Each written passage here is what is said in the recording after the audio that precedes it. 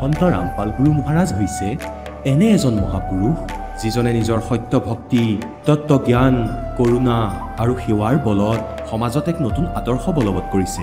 সন্ত ৰামপাল গুৰু মহাৰাজৰ নেতৃত্বত তেওঁৰ সকলো সৎলোক আশ্ৰমে কৰা বিস্ময়কৰ সমাজ কল্যাণমূলক কামে সমাজখনক সোণালী ভৱিষ্যতৰ এক নতুন আশা দেখুৱাইছে।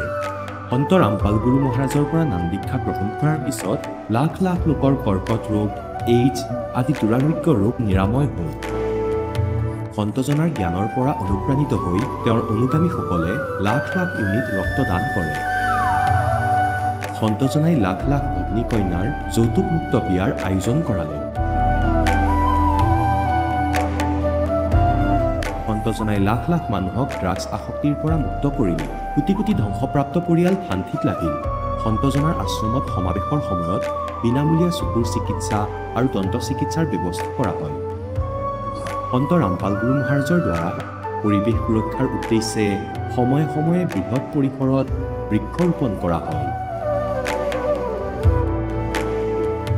সন্তজনাই আৰ্তজনক তাৎক্ষণিক সকাহ দিবলৈ এম্বুলেন্স সেৱা আৰম্ভ কৰিছিল। সন্তজনাই তেওঁৰ অনুগামীসকলক তেওঁলোকৰ শৰীৰ দান কৰিবলৈ অনুপ্ৰাণিত কৰে, যাতে মানৱতাৰ সেৱা আৰু চিকিৎসা ক্ষেত্ৰত উন্নতি কৰিব পৰা যায়। সন্ত ৰামপাল গুৰু মহাৰাজৰ সকলো আশ্ৰমত প্ৰতিদিনে বিনামূলীয়া ধৰ্মভোজৰ আয়োজন কৰা হয়, য'ত প্ৰতিবাৰেই প্ৰতিটো জাতি, প্ৰতিটো ধৰ্মৰ মানুহে একেলগে বহি ভোজন কৰে।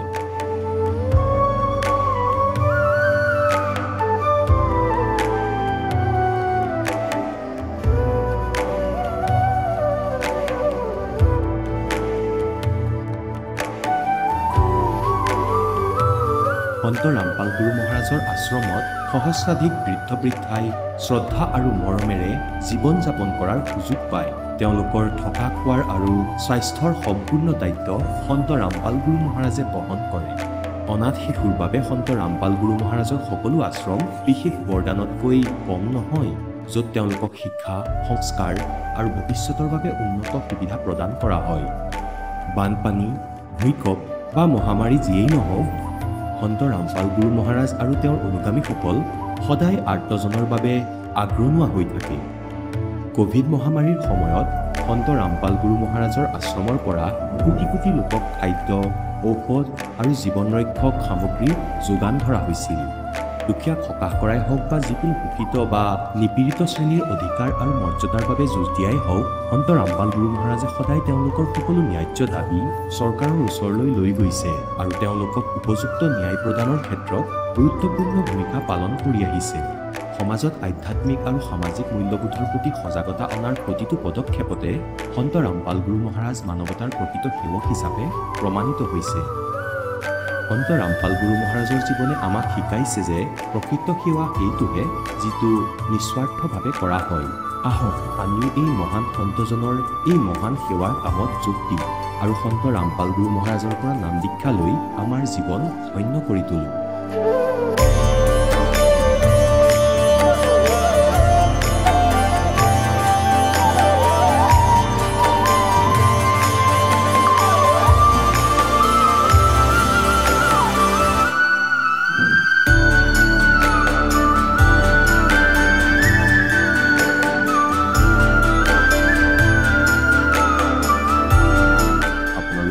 পৰিয়ালৰ সৈতে সৎলোক আশ্ৰমলৈ আন্তৰিকতাৰে আমন্ত্ৰণ জনোৱা হয়।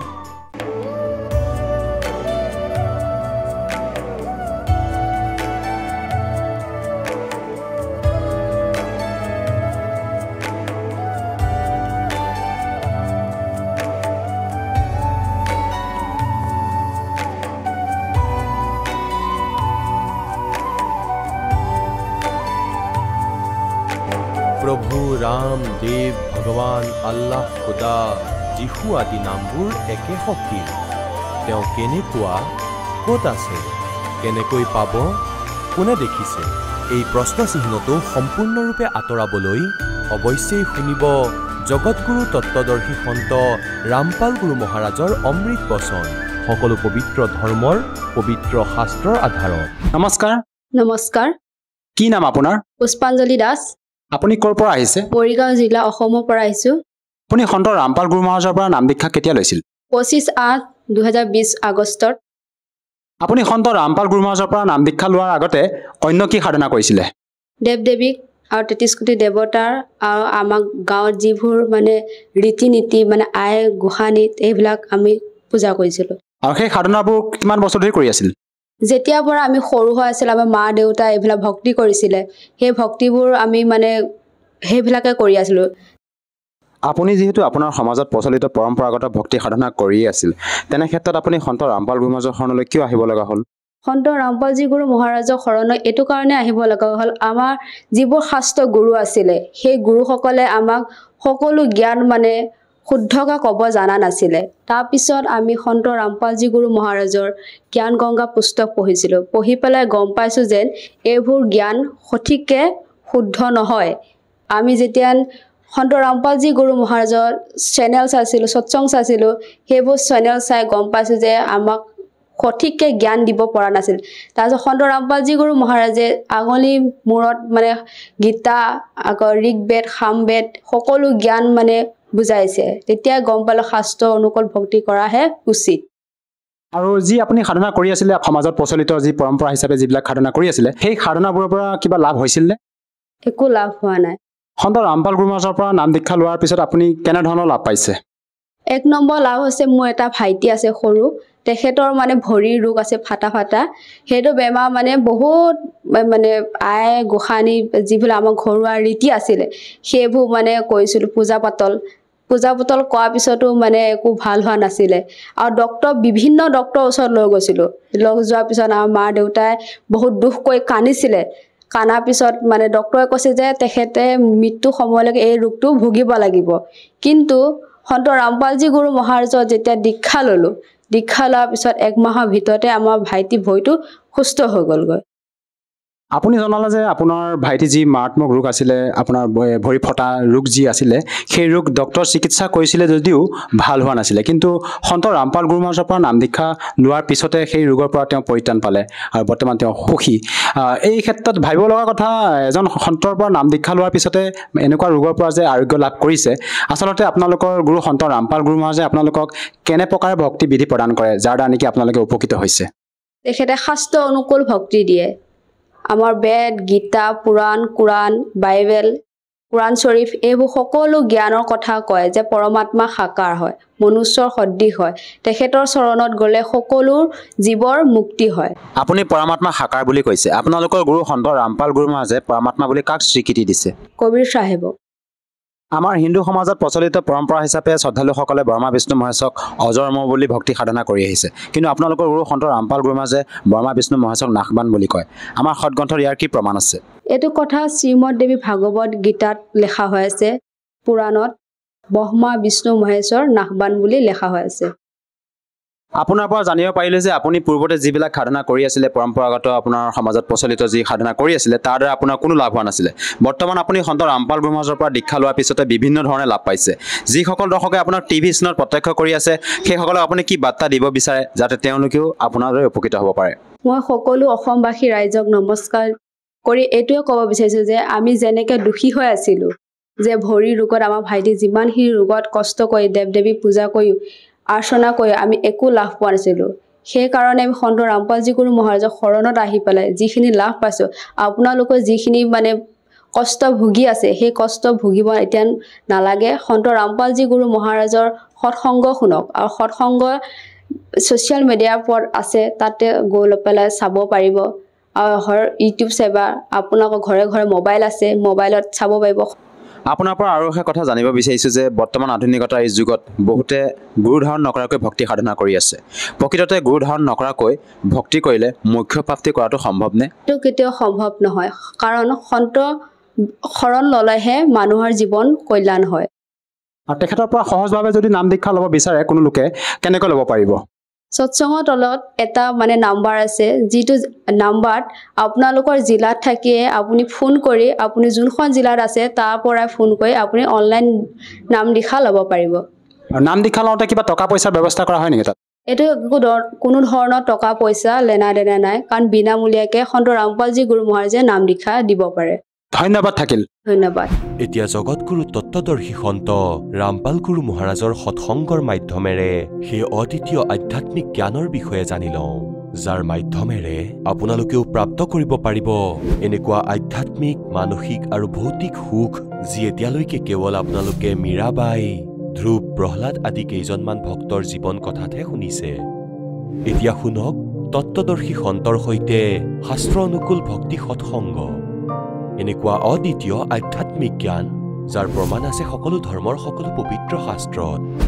ভগৱান শংকৰে ক'লে, দেৱী, যদি মহাভাগ বিষ্ণু তোমাৰ পৰাই প্ৰকট হৈছে, তেন্তে তেওঁৰ পিছত উৎপন্ন হোৱা ব্ৰহ্মাও তোমাৰেই সন্তান হ'ল। তেনেহলে মই তমোগুণী লীলা কৰোতা শংকৰ কি তোমাৰ সন্তান নহলো? অৰ্থাৎ মোকো উৎপন্ন কৰোতা তুমিয়েই হয়। শিৱে সম্পূৰ্ণ সংসাৰ সৃষ্টি কৰাত তুমি অতি চতুৰ। এই সংসাৰৰ সৃষ্টি, স্থিতি আৰু সংহাৰত তোমাৰ গুণ সদায় সমৰ্থৱান হয়। এই তিনি গুণৰ পৰাই উৎপন্ন আমি ব্ৰহ্মা, বিষ্ণু এবং শংকৰ নিয়ম অনুসাৰ কাৰ্যত তৎপৰ থাকো। এতিয়া পুণ্যাত্মাসকল, ইয়াৰে 4টা কনচেপ্ট ক্লিয়াৰ হৈ গ'ল। নম্বৰ 1, ব্ৰহ্মা, বিষ্ণু, মহেশ্বৰ নাশৱান হয়, এওঁলোকৰ জন্ম মৃত্যু হয়। আৰু নম্বৰ 2, দুৰ্গা এওঁলোকৰ মাতা হয়। নম্বৰ 3, ৰজগুণ ব্ৰহ্মা, সতগুণ বিষ্ণু, তমগুণ শিৱ। আৰু নম্বৰ 4, যে এওঁলোকে কেৱল নিয়ম অনুসাৰ কাৰ্যহে কৰিব পাৰে। যাৰ যেনেকুৱা কৰ্ম সিমানেই ফল তেওঁলোকে দিব পাৰে। এওঁলোকে একো পৰিৱৰ্তন নিজে কৰিব নোৱাৰে। আপোনালোকৰ ভাগ্যত, আপোনালোকৰ প্ৰাৰব্ধত এওঁলোকে পৰিৱৰ্তন কৰিব নোৱাৰে। যেনেকুৱা এই লোকবেদত বনাই ৰাখিছিলে, যেনেকুৱা কৰ্ম কৰিবা তেনেকুৱা ফল দিব ভগৱানে। গতিকে এওঁলোক ইমানলৈকেহে ভগৱান। যদি তোমালোকৰ পাপ আছে তেনেহলে পাপো তোমালোকক খুব দিব, সকলো ভোগ কৰাব। এওঁলোকে লাঠি লৈ তোমাৰ সৈতে থাকিব, ইমানেই কাম। আৰু আপোনালোকৰ যিবোৰ পুণ্য আছে সেইবোৰো দিব। অৰ্থাৎ ইয়াত আপোনাৰ পুণ্যৰ ফলো দিব আৰু পাপৰো দিয়া হ'ব। এওঁলোকে ইমানেই কৰিব পাৰে। আৰু পূৰ্ণ পৰমাত্মাই কি কৰে? তেওঁ আপোনাৰ পাপক নাশ কৰি আপোনাক সুখেই সুখ দিয়ে, তেওঁ দুখ নিদিয়ে। সেয়েহে তেওঁক সুখ সাগৰ বুলি কোৱা হয়। अब यहाँ प्रसंग चल रहा है, मन तू चल रे सुख के सागर, दा शब्द सिंधु रत्नागर। तो इंद्र, कुबेर, ईश की पदवी, ब्रह्मा, विष्णु, शिव, ये ব্ৰহ্মাদিকত আহে। আৰু এওঁলোকৰ পদবী পায়ো তুমি। इंद्र, कुबेर, ईश की पदवी ब्रह्मा, वरुण, धर्मराया और विष्णुनाथ के पुर को जाकर तुम फिर भी वापस आया। এতিয়া পুণ্যাত্মাসকল মনত ৰাখিবা এই কথা, কাৰণ আমাৰ ভিতৰত এই কালে এনেকুৱা শৰীৰ আমাক দিছে, ইয়াত কেতিয়াবা কেতিয়াবা মুড হয় ভক্তি কৰিবলৈ, নহলে কেতিয়াবা বিপি হয়, কেতিয়াবা 70 প্ৰকাৰৰ সমস্যা, আকৌ আৰু চিন্তা, খোৱা বোৱা কৰিলেও চিন্তা, কাৰোবাৰ চুগাৰ আছে, কাৰোবাৰ আকৌ কিবা সমস্যা। আমি এই কথাবোৰ শুনিতো লওঁ, আত্মাই মানিও লয়, কিন্তু আমি দৃঢ় হ'ব পৰা নাই। সেইকাৰণে আপোনালোকে ৰৈ ৰৈ এই সৎসংগ শুনিব লাগিব আৰু ভক্তি কৰি থাকিব লাগিব। কাৰণ এনেকুৱা বিধি আপোনালোকক কোৱা হৈছে যে অলপ ভজন কৰিলেও বেনিফিট আপোনালোকে বেছি পাব। আৰু আন যিবোৰ সাধনা আছিল সেইবোৰ লোকবেদ আছিলে, সেইবোৰ নিজ ইচ্ছাৰে কৰা আচৰণ, সেইবোৰৰ পৰাতো একোৱেই লাভ নহ'ব। গতিকে কিছুদিনৰ পিছত ইয়াৰ প্ৰভাৱ পৰিব। এতিয়া যেনেকৈ পৰমাত্মাই আমাক কৈছে कि कोटि जन्म तन भरमत हो गए कुछ नहीं हाथ लगे रे। আপোনালোকে শুনিছে চাগে এটা বহুত ডাঙৰ দুখদায়ক ঘটনা ঘটিছে জাপানত। আৰু তাত বহুত ফৰৱাৰ্ড বুলি মানিছিলে নিজে নিজকে, ডাঙৰ টেকনিচিয়ান, আৰু প্ৰকৃতিকো আগৰ পৰাই জানি লৈছিলে। এনেকুৱা ঘটনা ঘটিব তেওঁলোকে আগৰ পৰাই জানিছিলে। আৰু তাৰ সত্ত্বেও এটা ছেকেণ্ডৰ ভিতৰতে তেওঁলোকৰ সকলো বিনাশ কৰি দিলে আৰু বহু হাজাৰ মানুহৰ মৃত্যু হ'ল। সেই ঘৰ অট্টালিকা ভাঙি শেষ হৈ গ'ল, বিচাৰিয়ে পোৱা নাযায়। তাত কিবা ক্ষেত্ৰ আছিলে, বসবাসৰ যোগ্যতা থাকিল। এবাৰ পোলেণ্ড দেশৰ সম্পূৰ্ণ কেবিনেট, য'ত মন্ত্ৰী, প্ৰধানমন্ত্ৰী, তাত 95-96 এখন বিমানতে গৈ আছিলে আটাইকেইজন আৰু দুৰ্ঘটনাগ্ৰস্ত হৈ গ'ল সকলো মৰি থাকিল এতিয়া তেওঁলোকটো একোজন সুপ্ৰিম পাৱাৰ পোষ্টত আছিল আৰু তেওঁলোকৰ কি লক্ষ্য আছিলে এক ছেকেণ্ডতে বিচাৰি নোপোৱা হৈ গ'ল গতিকে পৰমাত্মাই মনত পেলাই দিছে যে ইহঁতে আপোনাৰ সৈতে চলনা কৰি আছে আপোনাৰ মনুষ্য জীৱনক বৰবাদ কৰাই এই কালৰ মুখ্য উদ্দেশ্য আপোনাৰ পুণ্যৰে আপুনি উচ্চ পোষ্ট প্ৰাপ্ত কৰে আপোনাৰ এই পূৰ্ব জন্মৰ শুভ সংস্কাৰেৰে আপুনি সেট হয় ধনী হয় মনুষ্য শৰীৰ পায়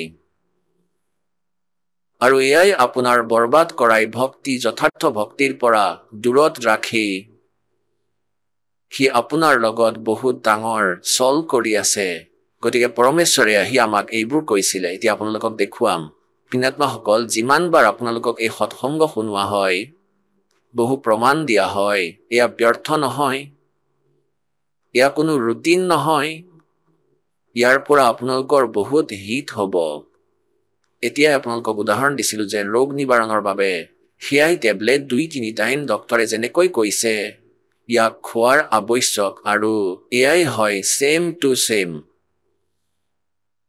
আৰু খোৱাজনে ৰুচিৰে খায় কাৰণ তেওঁৰ ৰোগ নিৰাময় কৰিবলৈ আছে তেওঁ জানে ভয়ংকৰ ৰোগ এদিন ড'জ নললে কাম বাঢ়ি যাব গতিকে এয়াই দাসৰ উদ্দেশ্য যে আপোনালোকক এই ড'জ প্ৰতিবাৰ দিওঁ এতিয়া টেবলেটটো আপোনালোকক দিয়া হৈছে কেপচুল দিয়া হৈছে নাম স্মৰণ কৰাৰ বাবে কিন্তু ইয়ালৈ অহাৰ পাছত এই গ্লুকোজ আকৌ ল'ব লাগে এয়া হস্পিটেলত লগোৱা হয় কোনো আৰু ঔষধ মিলাই গতিকে এয়াই প্ৰচিডিউৰ হয় আপোনাৰ ইয়াৰ জন্ম মৃত্যুৰ ৰোগৰ পৰা নিবাৰণ হোৱাৰ এতিয়া আপোনালোকক দেখুৱাই আছো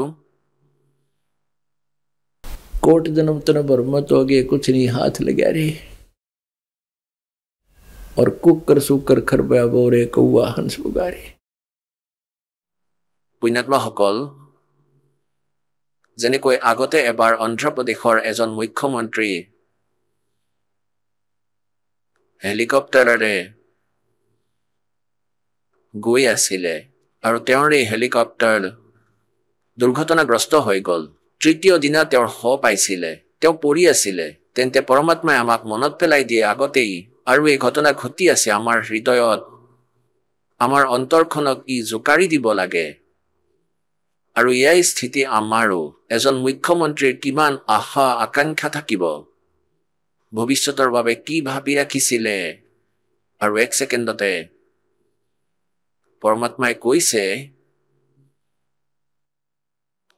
कबीर कहाँ गर्भियो काल गह करकेश यो काल गह करकेश হাতেৰে তোমাৰ চুলিত ধৰিব যেতিয়া তোমাক ইয়াৰ পৰা টানি লৈ যোৱা হ'ব और न जाने का मारेगा भाई के घर के परदेश कबीर कहाँ गर्भियो यो काल गह करकेश और न जाने का मारसी के घर के परदेश ঘৰত থাকাই বা বিদেশত তাতেই শেষ কৰি দিব যেতিয়া তোমাৰ আপোনাৰ শ্বাস শেষ হৈ যাব और फिर बताते हैं कोट जन्म तन बर्मा तो आगे कुछ नहीं हाथ लगा रे তেওঁ কি লৈ গ'ল সেই প্ৰধানমন্ত্ৰীয়ে আৰু কি লৈ গ'ল সেই মুখ্যমন্ত্ৰীয়ে কিবা শুভ অশুভ কৰাখিনি তেওঁৰ সৈতে যায় আৰু শুভৰ কথা তেওঁলোকে নাজানে কাৰণ শাস্ত্ৰ প্ৰমাণিত জ্ঞান তেওঁলোকৰ লগত নাই অশুভটো ইয়াত একো নকৰাকৈ হৈ যায় এনেকুৱাই স্থানীয় এই কালৰ সকলো ব্যৱস্থা এনেকুৱা হয় ভাল কামটো কৰিলেহে হ'ব ইয়াৰ বিধি বিধান থাকে ইয়াৰ বাবে বহুত প্ৰয়াস কৰিব লাগে যেনেকৈ এজন খেতিয়কৰ মাটি আছে আৰু তাত যদি কোনো বীজ নোপোতে খেতি নকৰে চোৱাচিতা নকৰে তেন্তে ঘাঁহ বনটো নিজে নিজেই তাত গজিবই বিনা কোনো কেয়াৰত তাত কেতিয়াবা বৰষুণ পৰিলে আৰু এনেকৈ ভৰি পৰিব গোটেই খেতি আৰু তাতে ভাল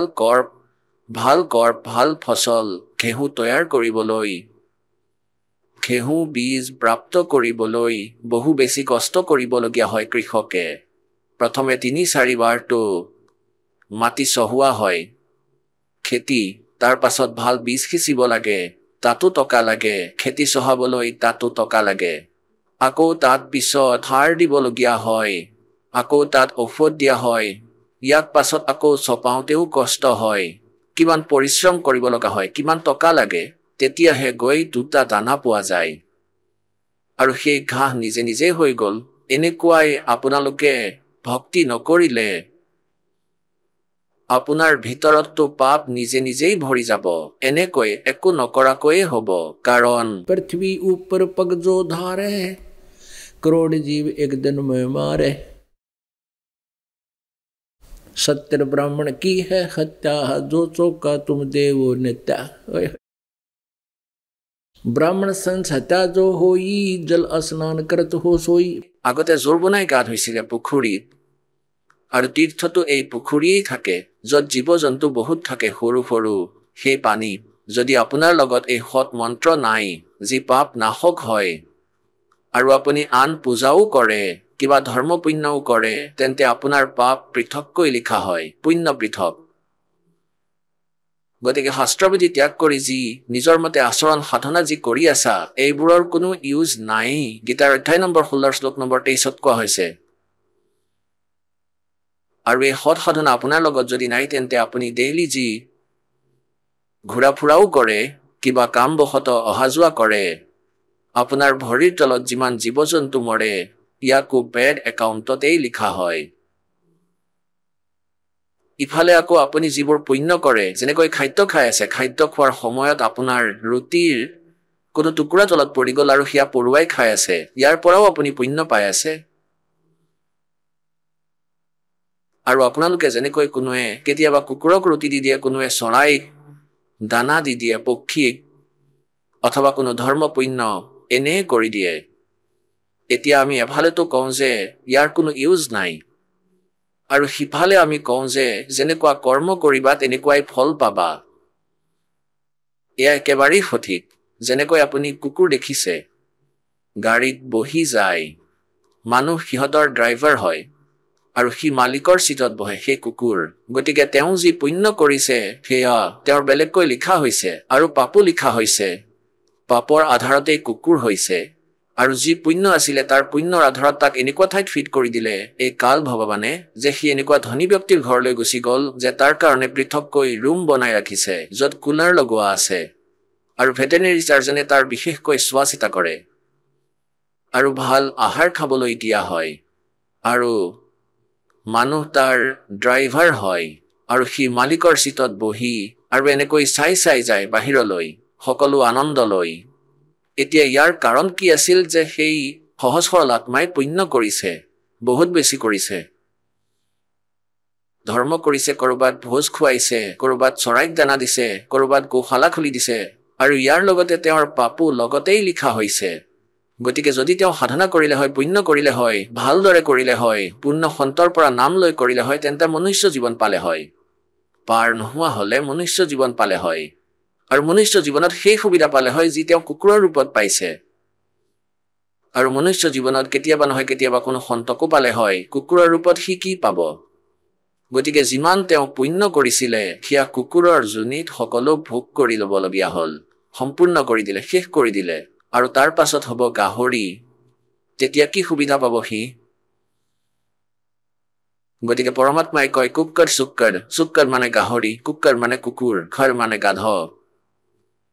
এতিয়া পুণ্যাত্মাসকল, এয়া হৃদয়ত আপোনাৰ উৎকণ্ঠা হ'ব লাগে, ইয়াৰ ভয় থাকিব লাগে। যেতিয়া আপোনাৰ আত্মা কোমল হৈ যাব, অৰ্থাৎ ভক্তিৰ বিশেষ প্ৰভাৱ পৰিব, তেতিয়া আপোনাৰ এই এক এক কথাৰ এক এক পইণ্টৰ এনেকুৱা প্ৰভাৱ হ'ব, যেনেকৈ মহৰ সৈতে যুদ্ধ, এনেকুৱা ভিতৰত উৎকণ্ঠা বাঢ়িব, যেনেকৈ বিজুলী পৰে। হে ভগৱান, যিজন মালিকৰ শৰণলৈ নাহে, চোৱা কি দুৰ্গতি হয়। বহু কৃপা হৈছে। এতিয়া আগলৈ এই ভয় থাকে যে কেতিয়াবা এই দুৱাৰৰ পৰা দূৰ হৈ নাযায়। ভগৱানে কৈছে, কবিৰ দেৱে, পৰমেশ্বৰ দেৱে, के द्वार धनी के पड़ा रहे और धक्के धनी के खावे, 100 काल जगजोड़ी पर द्वार छोड़ दी जावे। যিমানেই এনেকুৱা আপদ বিপদ অহা দেখিলেও এই দুৱাৰৰ পৰা দূৰ নহবা। এতিয়া পৰমাত্মাৰ শৰণলৈ অহাৰ পাছতো আপোনাৰ ওপৰত আপদ বিপদ কোনো অসুবিধা আহি আছে, ইয়াৰ দুটা কাৰণ আছে।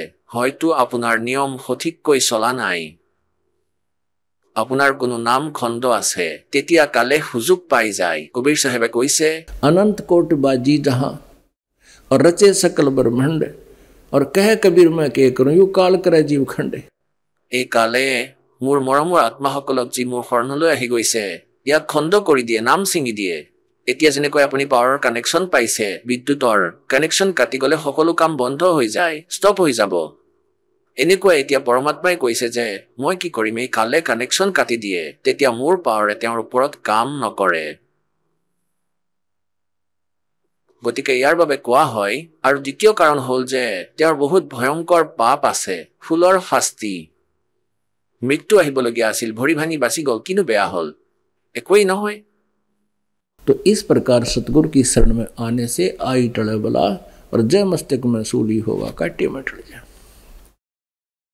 तो प्रसंग चल रहा है कि कोटि जन्म तुन ब्रह्मत होगी और कुछ नहीं हाथ लगे रे कुकर सुकर खरबा बोरे कौआ हंस पुगारे कोटि जन्म तू राजा की ना मिटी ना मन की आशा भिक्षुक होकर दर दर घूम लिया मिला ना निर्गुण रासा এই মাৰ্গ যি বিশেষ মাৰ্গ হয় ইয়াক তুমি নোপোৱাৰ বাবে কেনে কেনে কঠিন সাধনা কৰিছা তুমি ঘৰ ত্যাগ কৰিছা জংঘললৈ গুচি গৈছা বনলৈ আৰু তাৰ পৰা আহি নগৰৰ পৰা এবাৰ খাদ্য বিচাৰি লৈ গৈছা শুকান ৰুটি সন্ধিয়াত খাইছা আৰু বাকীখিনি কি কৰিছিলে সাধু সন্তই কাপোৰত বান্ধি গছত ওলমাই ৰাখিছিলে যাতে কাউৰীয়েও খাব নোৱাৰে যেতিয়া ধ্যানত থাকিব গতিকে এইবোৰ এনেকৈ ওলমাই ৰাখিছিলে যাতে কাউৰীয়ে দালিত বহিও নিব নোৱাৰে আৰু পাছত সেইবোৰ শুকাই গৈছিলে এতিয়া ৰাতিপুৱা পিছদিনাখন ৰাতিপুৱা ইয়াক পানীত ভিজাই খাইছিলে সেইদিনাও ৰুটি বিচাৰিবলৈ নগৈছিলে অৰ্থাৎ তেওঁলোকে ভাবিছিলে যে আমাৰ সময় ৱেষ্ট হ'ব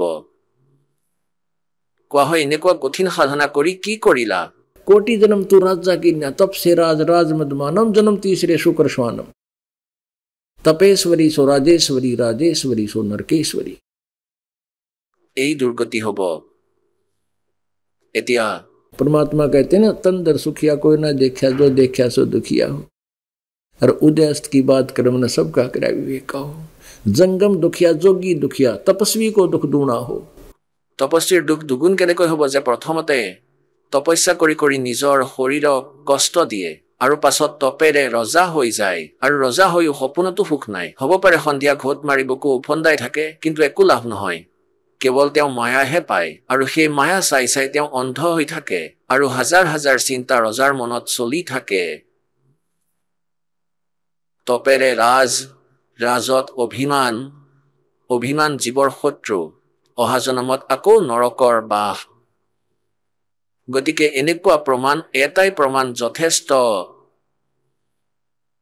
জীৱক বুজিবলৈ আৰু এয়া বিধান হয় প্ৰভুৰ এতিয়া আপোনালোকক দেখুৱাই আছো আও জৈন ধৰ্ম কো জানে এখন পুস্তক যিয়ে আমাৰ এই বক্তব্যক প্ৰমাণিত কৰিব যিখিনি আপোনালোকক এই মাত্ৰ পৰমাত্মাৰ বিধান কৈছো আৰু এয়া আমি লিখা নহয় জৈনসকলেই লিখা আৰু তাতেই লিখা আছে যে এনেকুৱা ঘটনা সেই মহাবীৰ জৈন দেৱৰ জীৱৰ সৈতে ঘটিছিলে আৰু এয়া সত্য আৰু এইবোৰ পৰমাত্মাই কৈ আছে আৰু তুমি এই যিবোৰ সাধনা দাসে কৈ আছে ইয়াত এৰি আপুনি যিকোনো ধৰ্মৰে সাধনা কৰি আছে তেন্তে আপোনাৰ এই দুৰ্গতি খণ্ডিত নহয় যি আপোনালোকক দেখুৱাই আছো চাব আও জৈন ধৰ্ম কো জানে ইয়াৰ লিখক হ'ল প্ৰবীণ চন্দ্ৰ জৈন M.A. শাস্ত্ৰী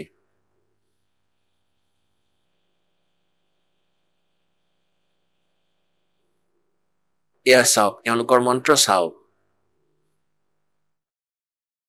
ওম হ্ৰীম নমঃ এই যি হ্ৰীম হয় ইয়াক আমি হৰিওম জপৰ মন্ত্ৰ দিওঁ গতিকে এওঁলোক হালধিৰ গাঁঠিৰ পৰা পঞ্চাৰী বনি আছে ওম হ্ৰীম নমঃ এই দুই মন্ত্ৰৰ জপ কৰে ওমকাৰো ইয়াকেই কোৱা হয় অনম সিদ্ধানম এই অনম মানে ওম বুলিয়ে ধৰি লওক ইয়াক এতিয়া চাওক आओ जैन धर्म को जाने लेखक হৈছে প্ৰবীণ চন্দ্ৰ জৈন M.A. শাস্ত্ৰী জম্বুদ্বীপ হস্তিনাপুৰ প্ৰকাশক হৈছে শ্ৰীমতী সুনীতা জৈন জম্বুদ্বীপ হস্তিনাপুৰ মেৰঠ উত্তৰ প্ৰদেশ এয়া পঞ্চম সংস্কৰণ 2200 পৃষ্ঠা পুস্তক ছপা কৰা হৈছে ইয়াৰ ওপৰত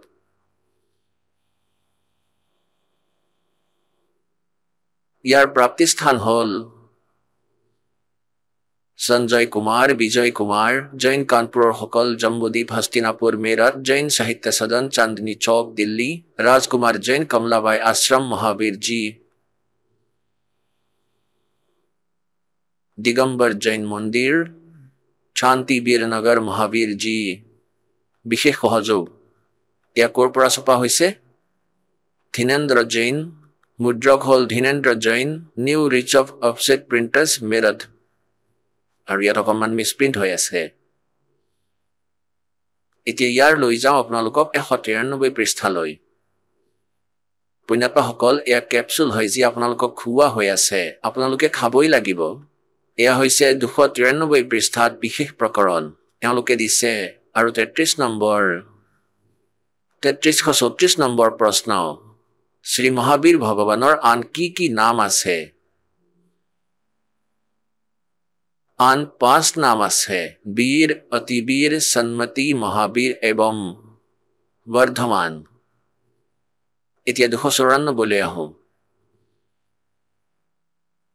आओ जैन धर्म को जाने। শ্ৰী মহাবীৰ ভগৱানৰ জীৱন কথন ক'ৰ পৰা আৰম্ভ হৈছে? উত্তৰত দিছে পৰুৱা নামৰ ভিলৰ পৰ্যায়ৰ পৰা, অৰ্থাৎ জীৱনৰ পৰা। পৰুৱা ভিল কোন আছিল আৰু তেওঁ কি কৰিছিলে? উত্তৰ পুষ্কলাৱতী দেশৰ পুণ্ডৰীকিনী নগৰীত তেওঁ ভিলৰ ৰজা আছিলে। তেখেতে সাগৰ সেন মুনিৰাজৰ পৰা মদ মাংস মধুৰ ত্যাগৰ ব্ৰত লৈছিলে, যাক জীৱন পৰ্যন্ত পালন কৰিছিলে। শ্ৰী মহাবীৰ ভগৱানৰ জীৱ পৰুৱা ভিলৰ পৰ্যায়ৰ পৰা কলৈ গ'ল, অৰ্থাৎ তেওঁৰ দেহ এৰি প্ৰথমে স্বধাম স্বৰ্গত 1 সাগৰৰ আয়ুসৰ দেৱতা হ'ল। প্ৰথম স্বৰ্গৰ পিছত শ্ৰী মহাবীৰ ভগৱানৰ জীৱ কি পৰ্যায়লৈ গ'ল? ভৰত চক্ৰৱৰ্তীৰ ৰাণী অনন্তমতীৰ পৰা মাৰিচী নামৰ জ্যেষ্ঠ পুত্ৰ হ'ল। এতিয়া এই ভৰত যিজন হয় এওঁ ঋষভদেৱৰ পুত্ৰ, আৰু এই ভৰতৰ পুত্ৰ মাৰিচী। এই মাৰিচীয়ে ঋষভদেৱৰ পৰা শৰণ লৈছিলে, যিজনে প্ৰথমতে তীৰ্থংকৰ হয়। জৈন ধৰ্মৰ প্ৰৱৰ্তক শ্ৰী ঋষভদেৱৰ নাতি আছিলে। নাতি, পুতেকৰ পুতেক, নাতি, আৰু তেওঁৰ চিধা শিষ্যও আছিলে। গতিকে সেই প্ৰথম তীৰ্থংকাৰৰ পৰা উপদেশ লৈ এই মাৰিচীৰ সৈতে কি হ'ল? এই মাৰিচী আগলৈ গৈ মহাবীৰ জৈন হ'ল।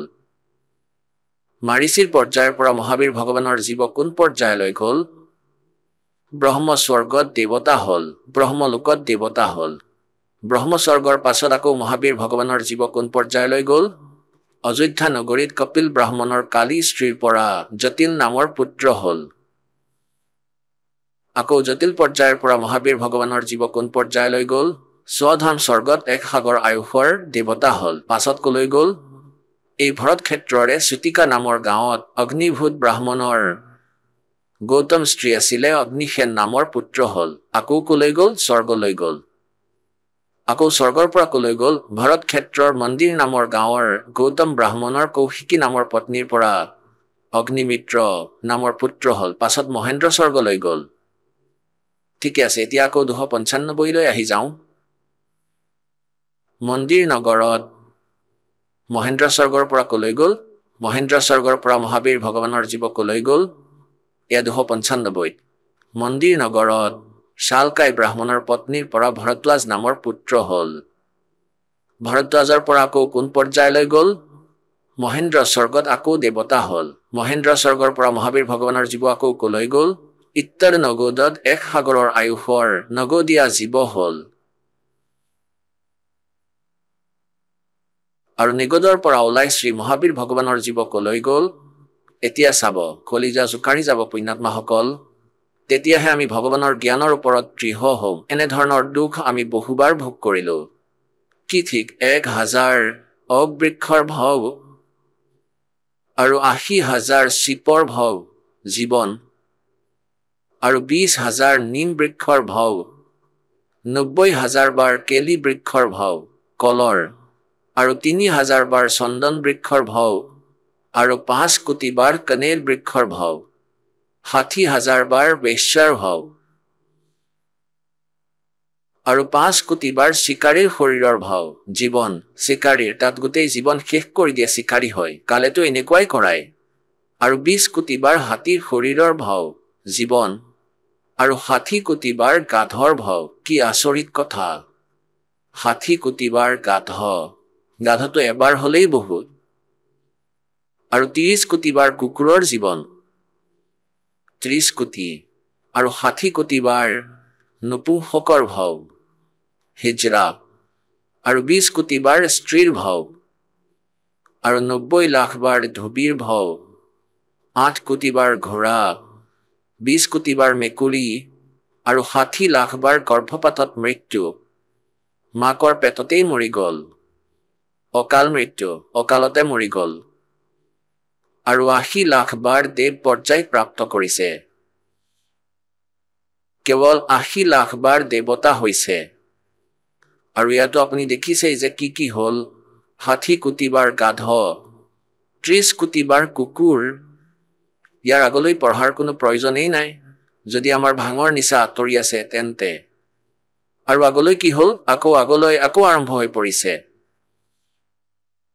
উপৰোক্ত শৰীৰ প্ৰাপ্ত কৰাৰ পাছত মহাবীৰ ভগৱান কোন পৰ্যায়লৈ গ'ল ৰাজগ্ৰহ নগৰীত স্থাৱৰ নামৰ ব্ৰাহ্মণ হৈছিল এতিয়া বেছি নপঢ়ো ইয়াত চাওক নাৰায়ণ হ'ল আকৌ সপ্তম নৰকলৈ গ'ল পিছত নৰকলৈও গ'ল আগলৈ চাওক 296 পৃষ্ঠাত সকলো ক্লিয়াৰ হৈ যাব আকৌ কি হ'ল আকৌ সিংহগিৰি পৰ্বতত পুনৰ সিংহ হ'ল সিংহগিৰি পৰ্বতত সিংহ হ'ল পাছত আকৌ নৰকলৈ গ'ল এতিয়া আৰু বেছি নপঢ়ি আমি আমাৰ কামৰ বস্তুলৈ আহোঁ চাওক সহস্ৰাৰ স্বৰ্গত দেৱতা হৈছিল সহস্ৰাৰ স্বৰ্গৰ পৰা আকৌ মহাবীৰ ভগৱানৰ জীৱ কোন পৰ্যায়লৈ গ'ল জম্মু দ্বীপৰ ছত্ৰপুৰ নগৰীৰ নন্দীবৰ্ধন ৰজাৰ বীৰমতী ৰাণীৰ পৰা নন্দ নামৰ পুত্ৰ হ'ল নন্দৰ জীৱ আগলৈ কোন পৰ্যায়লৈ গ'ল পুষ্পোত্তৰ বিমানত দেৱতা হ'ল তনন্তৰ তাৰ পাছত 24 নং তীৰ্থংকৰ শ্ৰী মহাবীৰ ভগৱান হ'ল আৰু পাছত শ্ৰী মহাবীৰ ভগৱানৰ জীৱই কিমান পাখণ্ডমত চলাইছিল 363 পাখণ্ডমত চলাইছিল এতিয়া বৰ্তমানৰ জৈনসকলে এই মহাবীৰ জৈনৰ দ্বাৰা চলোৱা এই পাখণ্ডমতৰ আধাৰতেই সাধনা কৰি আছে এতিয়া পুণ্যাত্মাসকল বিচাৰ কৰি চোৱা এই দাস কাৰোৰে শত্ৰু নহয় মিত্ৰ হয় হিতৈষী হয় যে আমি বুজি পোৱা নাই যিবোৰ সৎগ্ৰন্থ এই দাসৰ ওপৰত পৰমেশ্বৰ কবিৰ দেৱ গুৰুদেৱ মোৰ গুৰুদেৱৰ অসীম কৃপা হৈছে যাৰ মতিয়াবিন্দৰ অপাৰেশ্যন হৈ গৈছে আৰু আগলৈ অপাৰেশ্যন কৰাৰ এটা টেকনিক দি দিছে মোক এতিয়া যেনেকৈ মাৰিচি নামৰ যিজন ঋষভদেৱৰ নাতি আছিলে পুত্ৰৰ পুত্ৰ তেওঁ ডাইৰেক্ট নাম লৈছিলে প্ৰথম তীৰ্থংকৰ ঋষভদেৱৰ পৰা আৰু ঋষভদেৱে সেই সময়ত কেৱল ওম নামেৰে ভক্তি ষ্টাৰ্ট কৰিছিলে কাৰণ কোনো ওম নামৰ বাহিৰে আন মন্ত্ৰ জনাই নাছিলে আৰু ওম নামৰ লগে লগে হাত যোগো কৰিছিলে যি লোকবেদ আছে কালৰ দ্বাৰা জাপি দিয়া এয়া নিজৰ এক পৃথককৈ আবদ্ধ কৰি ৰখাৰ এটা মেথড কিয়নো ব্ৰহ্মাদেৱ যেতিয়া কমলৰ পুষ্পত বহি আছিলে তেতিয়া তেওঁ এনেকৈ কৈছিলে যে তপ কৰা আকাশবাণী হৈছিলে তাৰ পাছত যেতিয়া ব্ৰহ্মাদেৱে বেদ পাইছিলে তেতিয়া কেৱল তাত এক ওম নাম আছিলে যজুৰ্বেদ অধ্যায় নম্বৰ 40ৰ মন্ত্ৰ নম্বৰ 15ত ओम कर्तु समर केलवे समर कर्तुम समर এতিয়া ওম নামটোকে লৈ ললে এয়া ব্ৰহ্মৰ ওমটো লৈ লৈছে বেদৰ পৰা আৰু আকাশবাণীক মানি ললে ভগৱানৰ বেলেগকৈ জ্ঞান এয়া আছিল কালৰ আকাশবাণী ভগৱানে যেতিয়া বেদ জ্ঞান দি দিলে তাৰ পাছত আকাশবাণীৰ কি দৰকাৰ বেদ দিলে কাৰণ বেদ পৰমাত্মা কবিৰদেৱে দিছিলে কাল ব্ৰহ্মৰ অন্তঃকৰণত ফিট কৰি দিলে পাছত এওঁৰ পৰা উলিয়াই দিলে বাহিৰলৈ আহি গ'ল আৰু সেয়া ব্ৰহ্মাই প্ৰাপ্ত কৰিলে এতিয়া এওঁ প্ৰথমতে তেওঁ প্ৰাপ্ত কৰাৰ আগতে এয়া আৰু এখন জাপি দিলে ইয়াৰ ওপৰতে। ব্ৰহ্মাই ভাবিলে এয়া আকাশবাণী ভগৱানৰ তপ কৰা।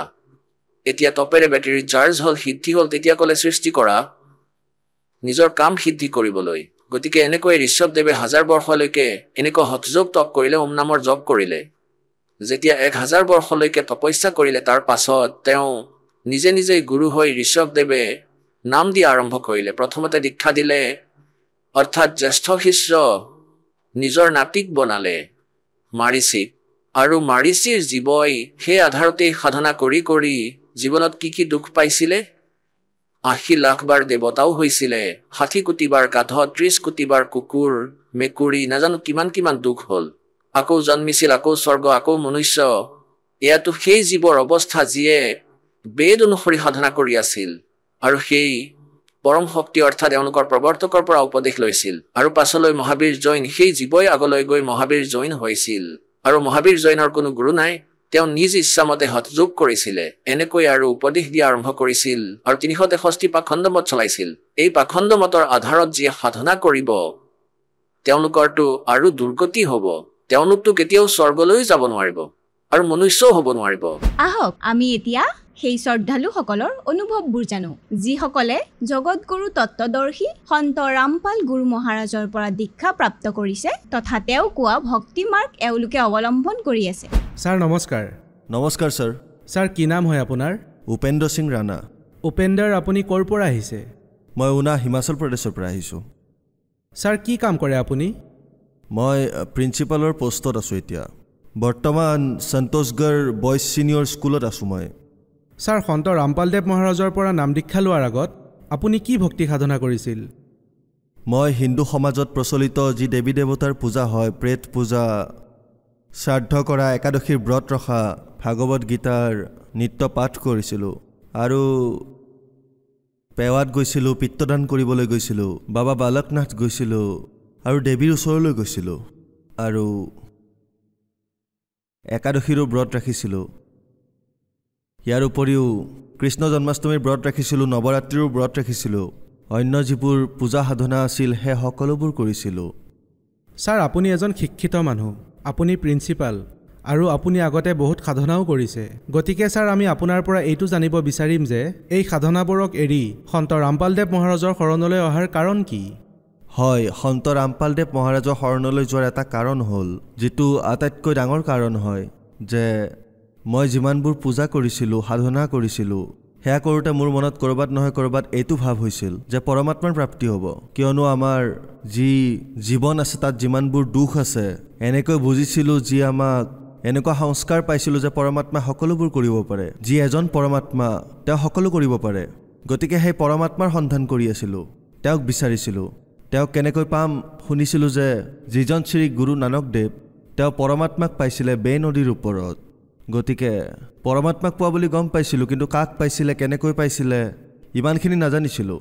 যি সাধনা যেনেকৈ কৈছিলে ঘৰতো কৈছিলে, অথবা ব্ৰাহ্মণ লোক যিসকল আছিলে তেওঁলোকে কৈছিলে, গতিকে যিয়ে যি কৈছিলে কৰি গৈছিলোঁ। পিছত তাত যি পৰমাত্মাৰ প্ৰাপ্তিৰ যি সাধন আছে সেয়া গম পোৱা নাছিলোঁ। মনটোৱে মানি লোৱা নাছিলে যে এনেকুৱাও হ'ব পাৰে।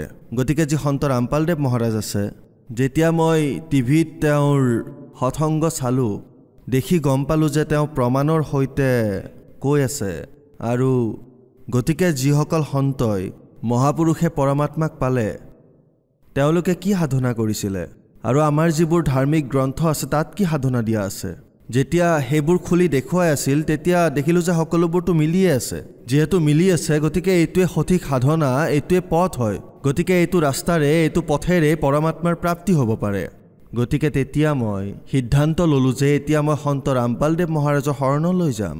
ছাৰ, পৰমাত্মাৰ জ্ঞান দিয়া ভাৰতত লাখ লাখ সন্ত আছে আৰু বহুত পুৰণি ইতিহাস আছে সেই পন্থবোৰৰ, যেনে ধৰক ৰাধাস্বামী পন্থ, দেৰা চাচ্চা চৌদাসকলৰ। তেন্তে ছাৰ, সন্ত ৰামপালদেৱ মহাৰাজে দিয়া জ্ঞানত আপুনি এনেকুৱা কি পালে যে আপুনি ভাবিলে তেওঁ দিয়া ভক্তিৰেহে পৰমাত্মাক পাব পাৰি? আচলতে কি আছিল সেই কথাবোৰ? কথাটো এনেকুৱা যে বাকী যিমানবোৰ সন্ত আছে, মহাপুৰুষ আছে, ডাঙৰ ডাঙৰ ঋষি আছে, তেওঁলোকে এইটোতো কৈছে যে বেদত যিবোৰ লিখা আছে সেইবোৰ সত্য। ভাগৱত গীতাত যিবোৰ লিখা আছে সেইবোৰ সত্য, গুৰু গ্ৰন্থ চাহেবত যিবোৰ লিখা আছে সেইবোৰ সত্য, কুৰাণ শ্বৰীফত যিবোৰ লিখা আছে সেয়া সত্য, কিন্তু তেওঁলোকে কেতিয়াও খুলি দেখুওৱা নাই তাত লিখা কি আছে। ল'ৰা ছোৱালীক স্কুলত দিয়াৰ পিছত তাক যদি অধ্যাপকে কয় যে কিতাপত এইবোৰ লিখা আছে, তেতিয়া সি কেনেকৈ মানিব? শিক্ষকে খুলি দেখুৱাব লাগিব যে এইটো পেজত সেইটো লিখা আছে, সেইটো পেজত এইটো লিখা আছে, এইটো প্ৰশ্নৰ এইটো উত্তৰ। গতিকে সন্ত ৰামপালদেৱ মহাৰাজে তেনেকুৱা কৰি দেখুৱাইছে। তেওঁ আমাৰ সন্মুখত, আমি কেৱল বেদৰ নামহে শুনিছিলোঁ, কিন্তু বেদ কেতিয়াও পঢ়ি চোৱা নাছিলোঁ।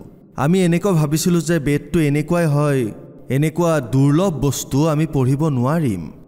এনেওতো আমি সংস্কৃত ভাষা নাজানোৱেই, গতিকে আমি কেনেকৈ জানিম? গতিকে আমাৰ কেতিয়াও সাহসে নহ'ল, আমি নাভাবিলোঁ যে এইখন পঢ়িব পাৰিম। এতিয়া এইটো কেনেকৈ হ'ব পাৰে যে সন্ত ৰামপালদেৱ মহাৰাজে কৈ আছে যে কবীৰদেৱ ভগৱান হয়? এতিয়া তেওঁ কিয় কৈ আছে? কাৰণ বেদৰ ভিতৰতো কবীৰ নাম লিখা আছে। মানি ল'লোঁ নামটো এনেই লিখি দিছে, হয়তো বেদত কোনোবাই ভুলতে তেওঁৰ নাম লিখি দিছে, অথবা ভাগৱত গীতাতো কৈ আছে কবীৰ চাহেব আছে, হ'ব পাৰে তাতো ভুলতে লিখি থৈছে। গুৰু গ্ৰন্থ চাহেবতো লিখা আছে, ঠিক আছে মানি লৈছোঁ গুৰু নানক দেৱে চাগে জীৱিত মহাত্মাৰ ৰূপত হয়তো কবীৰ চাহেবক পাব পাৰে, সেইবাবে লিখি দিলে। কিন্তু কুৰাণ শ্বৰীফত কেনেকৈ আহিল কবীৰ চাহেবৰ নাম, আৰু বাইবেলত ক'ৰ পৰা আহিল কবীৰ চাহেবৰ নাম? গতিকে এই সকলোবোৰ গ্ৰন্থ মিলি আছে, এইটোকে কৈ আছে যে পৰমাত্মা কবীৰ চাহেব হয়, গোটেই ব্ৰহ্মাণ্ডই কৈ আছে। আৰু যি মহাপুৰুষক পৰমাত্মাই পাইছিলে, তেওঁলোকে যি নিজৰ বাণীত কৈ লিখি থৈ গৈছে, সেয়াও একেবাৰে মিলি আছে। গতিকে এইটোৱে সত্য মাৰ্গ হয়, এইটো প্ৰমাণিত মাৰ্গ হয়। ছাৰ, আমি দেখিছোঁ যে জ্ঞানৰ ক্ষেত্ৰত সন্ত ৰামপালদেৱ মহাৰাজৰ তুলনা নাই। ছাৰ, মই এতিয়া আপোনাৰ পৰা এইটো জানিব বিচাৰিম যে যিসকলে সন্ত ৰামপালদেৱ মহাৰাজৰ পৰা নাম দীক্ষা লয়, তেওঁলোকে কিবা নহয় কিবা লাভ নিশ্চয় পায়, সেয়া শাৰীৰিক, আধ্যাত্মিক বা ভৌতিকেই হওক। ছাৰ, নাম দীক্ষা লোৱাৰ পিছত আপুনি কি লাভ পালে? সন্ত ৰামপালদেৱ মহাৰাজৰ লগত জড়িত হোৱাৰ পিছত এনেতো প্ৰত্যেক ক্ষণতে লাভ পাই থাকোঁ, লাখ লাখ লাভ পাইছোঁ, গণিব নোৱাৰোঁ। কিন্তু তথাপিও তাৰ দুই এটা মই ক'ম। যেনেকৈ মোৰ এনক্লজিং স্পণ্ডলাইটিছৰ বেমাৰ আছিল। এনক্লজিং স্পণ্ডলাইটিছ যি হয়, তাত যি মেৰুদণ্ড থাকে তাৰ গাঁঠিবোৰ পৰস্পৰে জোৰ লাগি যায়, আৰু যি পিঠিৰ চলা ফুৰা বন্ধ হৈ যায়, যাৰ হয় তাৰ কাম কৰাৰ বাবে বহুত সমস্যা হয়, আৰু শৰীৰৰ বাকী অংগৰ ওপৰতো ইয়াৰ বহুত প্ৰভাৱ পৰে। গতিকে সন্ত ৰামপালদেৱ মহাৰাজৰ শৰণলৈ অহাৰ পিছত মোৰ এইবোৰ সমস্যা শেষ হৈ গ'ল। ডক্টৰে কৈছিলে যে আপুনি ৰেগুলাৰ এক্সাৰচাইজ কৰিব লাগিব। যদি আপুনি এক্সাৰচাইজ নকৰে, তেতিয়া আপোনাৰ শৰীৰ অতি সোনকালেই থৰ লাগিব, কাম কৰিব নোৱাৰিব। কিন্তু মই কেতিয়াও এক দিনটো বাদে 1 ঘণ্টাও 1 মিনিটো মই নাভাবিলোঁ যে অলপ এক্সাৰচাইজ কৰোঁ, মোৰ ইমান সময় নাথাকে। মই ব্যায়াম নকৰিলোৱে, কেতিয়াও নকৰিলোঁ, আৰু না মই ইয়াৰ বাবে কিবা ঔষধ খাইছোঁ। এতিয়া মই ভালদৰে চলা ফুৰা কৰি আছোঁ, সকলোবোৰ কাম মই ভালকৈয়ে কৰি আছোঁ। এয়া সন্ত ৰামপালদেৱ মহাৰাজৰ দয়াতে হৈ আছে। আৰু কি লাভ পালে ছাৰ? ইয়াৰ বাহিৰে মোৰ এইখন হাত ভঙা, এখন হাত ভাঙিছিলে, এটা এক্সিডেণ্টত ভাঙিছিলে। মই কুমাৰ স্বামীদেৱৰ লগত জড়িত আছিলোঁ, 5 বছৰ জড়িত আছিলোঁ তাত। তেতিয়া এই 3 জুলাই 2000 দিল্লীৰ ৰামলীলা মৈদানত তেওঁৰ সমাগম এখন এটেণ্ড কৰি আহিছিলোঁ, আৰু 4 জুলাইত 2013ত ইয়াত বেদাৰা গাঁও এখন আছে উন্নাত, তাত ৰাস্তাত মোৰ এক্সিডেণ্ট হ'ল, আৰু মোৰ যি এইখন হাত আছে তাৰ ওপৰত যি এই গাঁঠি ঘূৰে, ইয়াক হিউমাৰেছ বুলি কয়, ৰাইট আৰ্ম হিউমাৰেছ ব'ন বুলি কয়, এয়া ভাঙি গৈছিলে। তেতিয়া মোক অচেতন অৱস্থাত উন্নাৰ চৰকাৰী হাস্পাতাললৈ আনিলে। তাত মোক 32 ছেক্টৰ চণ্ডীগড়ৰ বাবে ৰেফাৰ কৰি দিলে। গতিকে তাত মোৰ চিকিৎসা কৰা হ'ল, আৰু ডক্টৰে মোক ক'লে, আমি তেওঁৰ অপাৰেশ্যন কৰিলোঁ। 7 ঘণ্টা অপাৰেশ্যন চলিছিল মোৰ। তেওঁলোকে ক'লে যে এইটো ভয়ানকতকৈও ভয়ানক এক্সিডেণ্ট, এনেকুৱা নহয় যে হিউমাৰেছ ব'ন এনেকৈ ভাঙি যায়। গতিকে সেয়া মোৰ লগত হ'ল। তাৰপিছত তেওঁলোকে 4-5টা টুকুৰা হৈ গৈছিলে হাড়ৰ, সেয়া নট দি জোৰা লগালে, প্লেট দি। তেওঁলোকে ক'লে যে এতিয়া আপুনি সুস্থটো নহয় বাৰু, আমি জোৰা লগাই দিছোঁ, আপুনি এনেকৈ এতিয়া চলি থাকক। যদি আপুনি ইয়াত অলপো খেলি মেলি কৰে অথবা লৰে, তেতিয়া আমি প্লাষ্টিকৰ দিব লাগিব, গতিকে ইয়াক আপুনি চম্ভালি ৰাখিব। গতিকে না মই গাড়ী চলাব পাৰিছিলোঁ, না মই বাছত যাব পাৰিছিলোঁ, কাৰণ বাছততো জোকাৰণি খায়েই। গতিকে অকলে যাবলৈ ভয় কৰিছিলোঁ মই এই কাৰণত যে ৰাস্তাত যদি মোৰ কাণখন আকৌ ভাঙি যায়, তেতিয়াহ'লে মই কেনেকৈ আহিব পাৰিম আৰু মোক কোনে চম্ভালিব? তাত ক'তো যাবই নোৱাৰিম, সেইবাবে ক'তোৱে নগৈছিলোঁ মই। কিন্তু যেতিয়া মই সন্ত ৰামপালদেৱ মহাৰাজৰ শৰণলৈ গ'লোঁ তাৰ পিছৰ পৰা মোৰ মনৰ পৰা ভয় শংকা আঁতৰি গ'ল। মই বাছতো যাওঁ, আনকি মই নিজৰ গাড়ী পৰ্যন্ত চলাই অফিচলৈ যাওঁ। গাড়ীখন মই সকলোতে লৈ যাওঁ, পাহাৰীয়া ওখ এৰিয়াতো যাওঁ, ভৈয়ামতো যাওঁ, সকলো ঠাইতে যাওঁ। এইখনৰ সৈতে কাম কৰি আছোঁ, একো সমস্যাই হোৱা নাই মোৰ। ইয়াৰ লগতে মোৰ যি সহধৰ্মিনী আছে ভগতমতী, তেওঁৰ 2015ত দাঁতত ইনফেকশ্যন হৈ গৈছিলে। গতিকে ইয়াত দাঁতৰ যি লোকেল ডক্টৰ থাকে, BDS ডক্টৰ থাকে, তেওঁক দেখুৱালোঁ। তেওঁ ক'লে যে এই দাঁত উলিয়াব লাগিব। গতিকে তেওঁ দাঁত উঘালিবৰ বাবে এওঁক অচেতন কৰিবৰ বাবে, চেন্সলেছ কৰিবৰ বাবে যি ইনজেকশ্যনৰ ড'জ লগাইছিলে সেই ড'জে ৰিয়েকশ্যন কৰিলে। এজনে মানা কৰাৰ পিছত আন এজনৰ ওচৰলৈ গ'লোঁ, তেওঁ সেইটোৱে ক'লে। তৃতীয়জনৰ ওচৰত যোৱা তেওঁ ক'লে। এনেকুৱা কৰি কৰিয়েই আমি মেডিচিনৰ ডক্টৰৰ ওচৰলৈ গ'লোঁ। ভাবিলোঁ এওঁক ঠিক কৰিবলৈ তেওঁৰ ওচৰত নিশ্চয় কিবা থাকিব, যাতে দাঁত উঘালিবলগীয়া নহয়। তেতিয়া তেওঁ ঔষধটো দিলে, কিন্তু তাৰ পৰা একো লাভ নহ'ল। এনেকুৱা কৰি কৰিয়েই এবছৰ হৈ গ'ল। গতিকে এওঁ 2015ত সন্ত ৰামপালদেৱ মহাৰাজৰ পৰা নাম লৈছিলে। আৰু 2016 এপ্ৰিল আহিল। 2016 এপ্ৰিলৰ এদিন যেতিয়া তেওঁ ৰাতিপুৱা শুই উঠি তেওঁ মোক ক'লে যে তেওঁ চকুৰে একো দেখা পোৱা নাই। মোৰ হঠাৎ কথাটো মনত পৰিল যে তেওঁৰ দাঁতত যি ইনফেকশ্যন আছিল তাৰ বাবে তেওঁৰ সেই ইনফেকশ্যন বিয়পি গ'ল। গতিকে মই মেডিচিনৰ ডক্টৰৰ ওচৰলৈ গ'লোঁ। উন্নাদ SP বৰৱাল নামৰ এজন ডক্টৰ আছে, MD ডক্টৰ হয়। তেওঁৰ ওচৰলৈ গ'লোঁ, তেওঁক ক'লোঁ যে এনেকুৱা কথা হ'ল, ৰাতিপুৱাৰ কথা। তেতিয়া তেওঁ কি কৰিলে, তেতিয়া তেওঁ ফাৰ্ষ্ট এড ট্ৰিটমেণ্ট দি ক'লে যে আপুনি তৎক্ষণাত PGI গুচি যাওক। তেতিয়া আমি তৎক্ষণাত PGI গুচি গ'লোঁ। ছোৱালীজনীক স্কুলত থৈ এওঁক লগত লৈ PGI গুচি গ'লোঁ। তাত যোৱাৰ পিছত ডক্টৰসকলে তেওঁক যি সুধিবলগীয়া আছিলে সুধিলে, টেষ্ট কৰিলে। আৰু সেই ইনজেকশ্যনেই তাৰ আগত কেনেকুৱা আছিল যে আমি সন্ত ৰামপালদেৱ মহাৰাজৰ এবছৰৰ সময় হৈ গৈছিলে। গতিকে সন্ত ৰামপালদেৱ মহাৰাজক আমি প্ৰাৰ্থনা কৰিলোঁ যে এওঁৰ যি ইনফেকশ্যন হৈছিলে ডক্টৰে চিকিৎসা নকৰোঁ বুলি কৈছে, কি কৰোঁ এতিয়া। গতিকে এনেকুৱা কৰিলোঁ, যেতিয়া আমি চণ্ডীগড়লৈ যাবলগীয়া হ'ল, চণ্ডীগড়ৰ PGIলৈ যাবলগীয়া হ'ল, তাতেও তেওঁলোকে সেই ইনজেকশ্যনেই যিটোৱে ৰিয়েক্ট কৰিছিলে। যেতিয়া আমি সন্ত ৰামপালদেৱ মহাৰাজৰ ওচৰলৈ গ'লোঁ আৰু তালৈ যোৱাৰ পিছত যিটো ইনজেকশ্যনে তেওঁক আগতে ৰিয়েক্ট কৰিছিলে সেইটোৱে এইবাৰ নকৰিলে। আৰু তেতিয়া তেওঁলোকে দাঁতটো উঘালিব পাৰিলে, একো সমস্যা নাহিল। ইয়াৰ উপৰি মোৰ সৰু কন্যা এজনী আছে, এতিয়া তাইৰ বয়স 7 বছৰ। তাইৰ জন্মৰ পৰাই টনচিলৰ সমস্যা আছিলে ডিঙিত। তাইৰ বাবে সপ্তাহটোত 400-500 টকাৰ ঔষধ আনিবলগীয়া হৈছিলে ডক্টৰৰ পৰা। টেষ্ট কৰাওঁ, ঔষধ আনো, তাইও কষ্ট পায়। 6 বছৰ ঔষধ খুৱাইছিলোঁ তাইক, ইমান খৰচো কৰিলোঁ, দৌৰাদৌৰি কৰিব লাগিছিল, প্ৰত্যেক সপ্তাহতে ডক্টৰৰ ওচৰলৈ যাব লগা হৈছিল। এনেকুৱা এটা দিন নাযায় যিদিনা তাই ঔষধ খাবলগীয়া নহয়। কিন্তু যেতিয়াৰ পৰা তাই সন্ত ৰামপালদেৱ মহাৰাজৰ শৰণলৈ গৈ নাম দীক্ষা ল'লে, মইতো লৈছিলোঁৱেই, যেতিয়া তাইও নাম দীক্ষা ল'লে সন্ত ৰামপালদেৱ মহাৰাজৰ পৰা, তেতিয়া এজন সাধাৰণ হেমিঅ'পেথিকৰ ডক্টৰৰ পৰা 300-400 টকাৰ ঔষধ ল'লোঁ। সেয়া খাওঁতেই তাইৰ টনচিলৰ সমস্যা একেবাৰে শেষ হৈ গ'ল। এতিয়া তাই একো ঔষধ খাব নালাগে, একেবাৰে সুস্থ তাই। ইয়াৰ লগতে মই এইটোও ক'ব বিচাৰিম যে মই কেমেষ্ট্ৰিৰ লেকচাৰৰ পোষ্টত কাম কৰি আছিলোঁ তেতিয়া 1990ৰ পৰা। ইয়াৰ আগতে মই 8 বছৰ কলেজতো কাম কৰিছোঁ, উন্নাৰ গভৰ্ণমেণ্ট কলেজত লেকচাৰাৰ হিচাপে। আৰু তাৰপিছত স্কুলত চৰকাৰে ৰেগুলাৰ ছাৰ্ভিচ হিচাপে কৰ্মৰত কৰালে। তাৰপিছত তাৰ পৰা 2016 অক্টোবৰত মোৰ প্ৰমোশ্যন হ'ল প্ৰিন্সিপাল হিচাপে, প্ৰিন্সিপাল পদবীত। আৰু স্কুল প্ৰিন্সিপাল পোষ্টত মই জইনিং কৰিছিলোঁ টৌজ নদীৰ পাৰৰ এখন চিলাইৰ পৰা 15-20 কিলোমিটাৰ আঁতৰৰ খোজকাঢ়িব পৰা ৰাস্তা আছে, তাতে পষ্টিং হৈছিলে। মই গৈ জইনটো কৰিলোঁ, জইনিংটো দিলে, কিন্তু মই অহা যোৱাৰ বাবে যথেষ্ট অসুবিধা পাইছিলোঁ, বহুত কষ্ট। কিন্তু যিহেতু মই সন্ত ৰামপালদেৱ মহাৰাজৰ শৰণত আছিলোঁ, গতিকে মই সন্ত ৰামপালদেৱ মহাৰাজক প্ৰাৰ্থনা কৰিলোঁ যে গুৰুদেৱ এনেকুৱা কথা, মই যিখন ঠাইত জইন কৰিবলগীয়া হৈছে তাত এতিয়া থাকিব নোৱাৰোঁ, মোক ঘৰৰ ওচৰলৈ লৈ আহক। তাত থকাটো সমস্যা, তাৰ সকলো মানুহে মাদক দ্ৰব্য পান কৰে, মাদক দ্ৰব্যৰ লগতে মাংসও খায়, তাত থকাটো সমস্যা। মই ভালদৰে খাদ্যও বনাব নাজানো, গতিকে তাত কেনেকৈ থাকিম। গতিকে মোৰ প্ৰায় 1.5 মাহৰ ভিতৰতে মোৰ তাৰ পৰা আকৌ ট্ৰান্সফাৰ হ'ল আৰু মই ঘৰৰ ওচৰ আহি পালোঁ সন্তোষগড়ত। তাৰ পৰা মোৰ ঘৰৰ দূৰত্ব গাড়ীৰে গ'লে 10 মিনিট।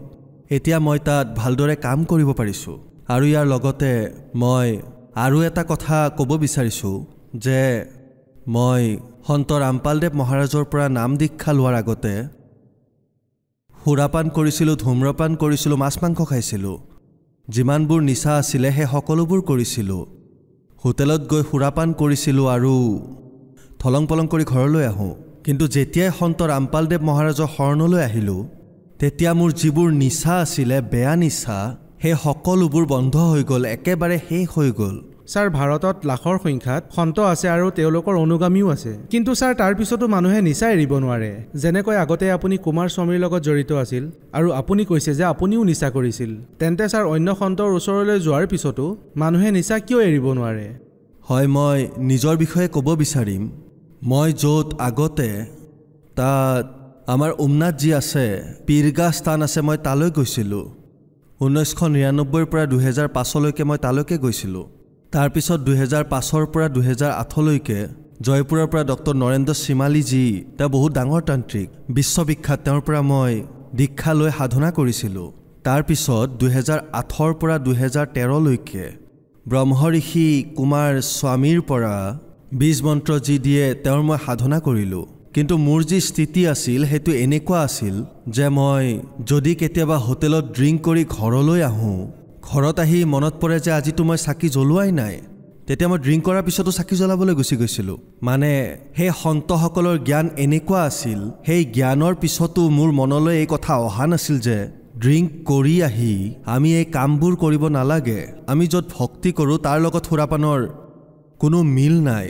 কিন্তু যি সন্ত ৰামপালদেৱ মহাৰাজ আছে, তেওঁ আমাক এনেকুৱা জ্ঞান দিছে আমাৰ শাস্ত্ৰৰ পৰা, আৰু আমাক এনেকুৱা ভক্তি মাৰ্গ দেখুৱালে, যাক জানি আমি এইটো গম পালোঁ যে সুৰাপান আৰু অন্য যি নিচা, ধপাতৰ নিচা, ইয়াৰ ভক্তিৰ সৈতে কোনো মিল নাই। বাকী সন্তৰ ওচৰত এনেকুৱা কোনো উত্তৰ নাই, নাতো তেওঁলোকে ভালদৰে বাধা দিয়ে, না তেওঁলোকে ভালদৰে ৰখায়। কিন্তু সন্ত ৰামপালদেৱ মহাৰাজে ইয়াক বাধাও দিয়ে। তেওঁ কয় যে যদি দীক্ষা ল'ব বিচাৰিছা তেন্তে লোৱা, কিন্তু এইবিলাক তোমালোকে ত্যাগ কৰিবই লাগিব যদি পৰমাত্মাক প্ৰাপ্ত কৰিব বিচাৰিছা।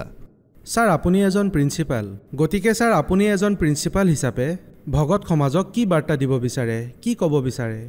হয়, মই বাৰ্তাটো দিব নোৱাৰিম। ইমান হ'ব পাৰে মই প্ৰিন্সিপাল পদবীত কাম কৰি আছোঁ, লেকচাৰাৰো আছিলোঁ, ল'ৰা ছোৱালীক পঢ়াওঁ, কিন্তু যি জনতাক বাৰ্তা দিয়াৰ কথা সেয়া সন্ত ৰামপালদেৱ মহাৰাজেহে দিব পাৰে।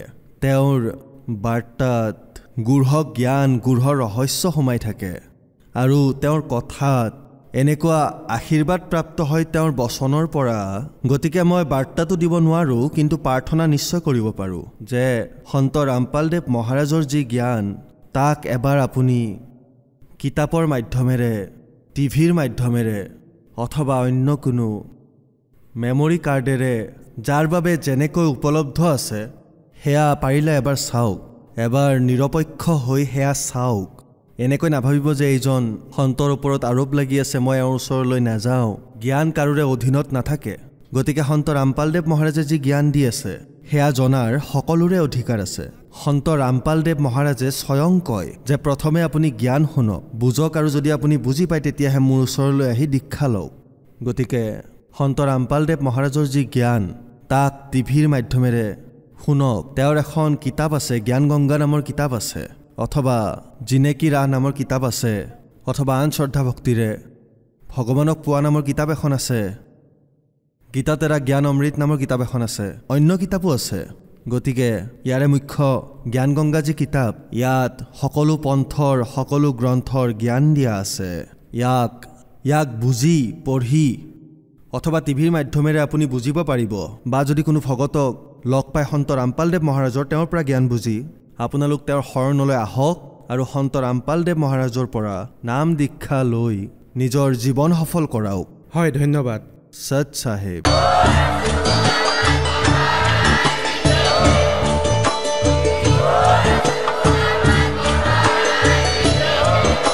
আপুনি শুনি আছিলে জগতগুৰু তত্ত্বদৰ্শী সন্ত ৰামপাল গুৰু মহাৰাজৰ মংগল প্ৰবচন। অধিক জানিবৰ বাবে ভিজিট কৰক www.jagatgururampalji.org। সন্ত ৰামপাল গুৰু মহাৰাজৰ শুভ আশীৰ্বাদত সমগ্ৰ বিশ্বতে 500তকৈও অধিক নাম দীক্ষা কেন্দ্ৰ আছে, য'ত সন্ত ৰামপাল গুৰু মহাৰাজৰ দ্বাৰা বিনামূলীয়াকৈ নাম দীক্ষা দি থকা হৈছে। আপোনাৰ ওচৰৰ নাম দীক্ষা কেন্দ্ৰৰ ঠিকনা জানিবলৈ সম্পৰ্ক কৰক 7082208528